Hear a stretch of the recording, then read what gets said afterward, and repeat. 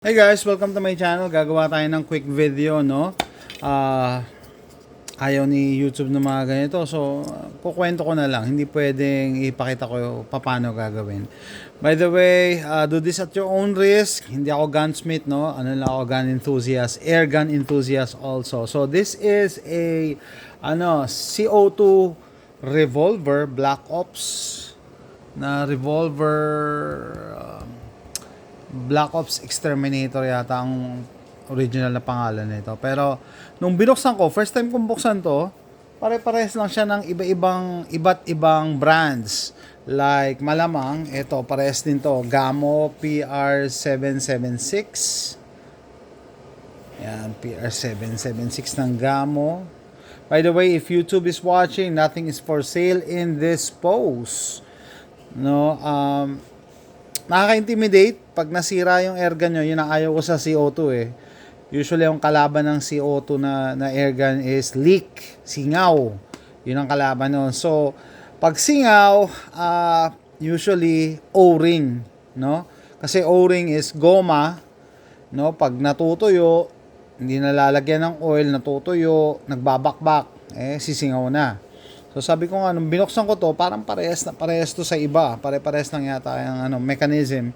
Pati yung Dan Wesson, ganito din yata. So, ano nangyari dito sa revolver na to? So, nung magsushooting ako sa labas, sabi ko, ito gagamitin ko kasi meron tong rail. Yan, taas baba. Lalagay ko sana yung red dot dyan. Bilang sumingaw, tapos naririnig ko yung singaw sa loob. No? Sa loob ang singaw, banda dito ang singaw. Maririnig mo yan eh. Akala ko una dito. Sabi ko, usually kasi nagkakasingaw dito yung sa lagayan ng CO2. Wala naman siya singaw dito. And then, nung nabuksan ko na, nagload uli ako ng CO2, nakita ko, lo and behold, andito ang singaw. Dito. Dito guys ang singaw nito. Zoom natin. So, ayan.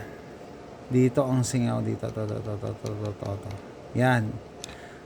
Dito lumalabas yung CO2. Okay, so bigyan ko na rin kayo ng tip paano ayusin. Syempre, tatanggalin mo lang to, yung end cap ng valve niya. Ito natin. Yan. Yan yung valve, yung brass.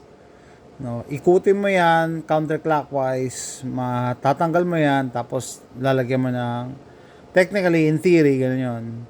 Ikutin mo counterclockwise, palitan mo yung rubber na O-ring niya, then ibalik mo. So, ang problema ko, wala akong device na pangtanggal niyan. Umorder pa ako sa Amazon. I don't know kung kaya mong kunin yung malapad na flathead screwdriver. I don't know kung kaya. Ayoko lang masira kasi brush yan eh. Malambot ang brush eh. Madaling matapyasan. So, sabi ko sa inyo, dito ang singaw nito. So, para malaman ko kung saan yung singaw, nag-sacrifice ulit ako ng isang 12 gram CO2. Yan.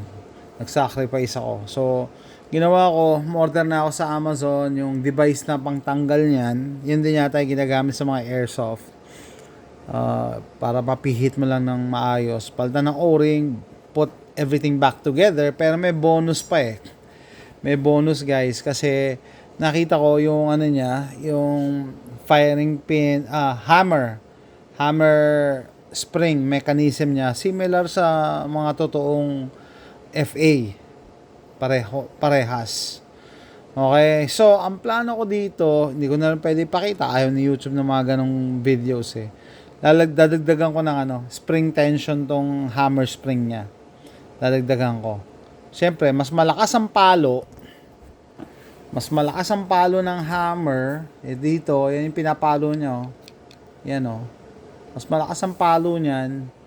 Mas maraming CO2 ang lalabas. Kasi yung valve niya, matagal magbubukas eh. Mas malayo ang nararating. So, one-way valve yan eh. So, ito yan kunyari. Ito kunyari yung pinapalo. Ito yung pinapalo, no? So, pagka spring loaded pag pinalo mo, lalabas, sasara yan, ganun. Pero kung malakas yung hammer spring mo, lalayo pa siya, mas marami. So, In theory, mas lalakas to. Yun ang ano ko, yun ang aking plano. Okay, so eto na nahihinaan ako dito sa Gamo PR776. I don't know kung ayoko sabihin yung word na yun, no? Kung gagawin ko na dito o hintayin ko munang masira siya para isang bukasan na lang. Pero ano tawag dito. Ganun din yan, oh. Yan din yung hammer spring niya, oh. Baka kaya kong gawin ito kahit hindi. Ito lang din yung hammer spring. Baka nga parehas pa sila, oh. Dagdagan lang natin ng tension. Okay? So, yan guys, no?